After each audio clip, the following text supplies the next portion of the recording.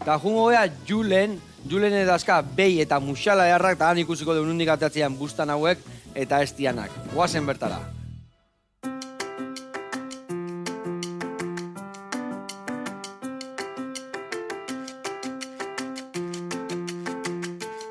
Kaixo, Joseba, Julen naiz, kuartangoko bailerara etorri zarete gaurkoan, egun polit honetaz disfrutatzera eta gure abereak ikustera.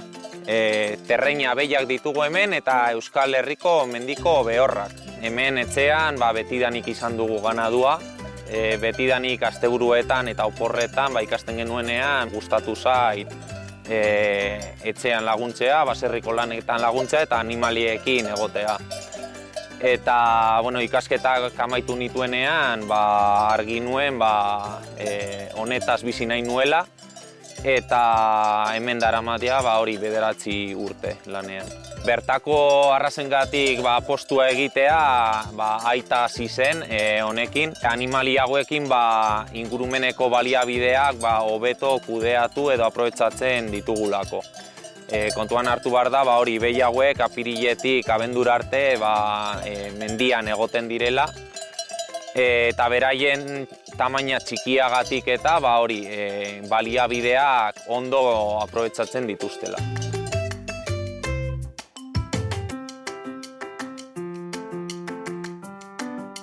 Terreina arrazaren berezitasunak izaten dira adarrak txuriak izaten direla, puntak beltzak, belarriak iletsuak eta nahiko borobilak, eta muturra beltza ingurukoa txuria izanik. Adinarekin txuritasun hori normalean galtzen dute, baina hala izaten da.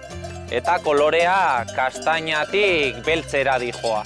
Eta izatza altzatua izaten da jaiotzea eta gero izatza oso luzea izaten da. Horrek azkenean dakarrena da euliak eta kentzeko errestasuna ematen die.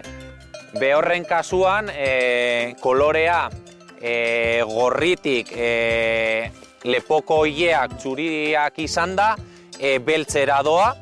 Ez dira animali oso haundia gorputzez, baina nahiko indartsuak oinez mendian ondo ibiltzeko eta altueran baino zabaleran dijoa berezitasuna.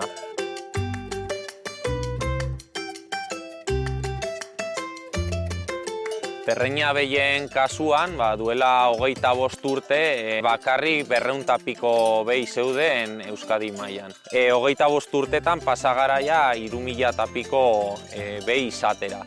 Oraindik arriskuan daude, baina ez dakit, etorkizuna ondo ikusten dugu. Bai behien kasuan eta baita behorren kasuan ere haragitarako ditugu.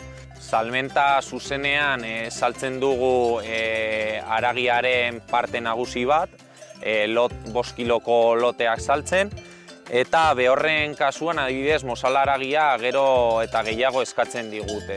Jendeak ikusten duelako animali hauek mendian ibiltzen direla aske urte osoan eta haien mozalen haragia oso naturala eta gozoa ateratzen delako.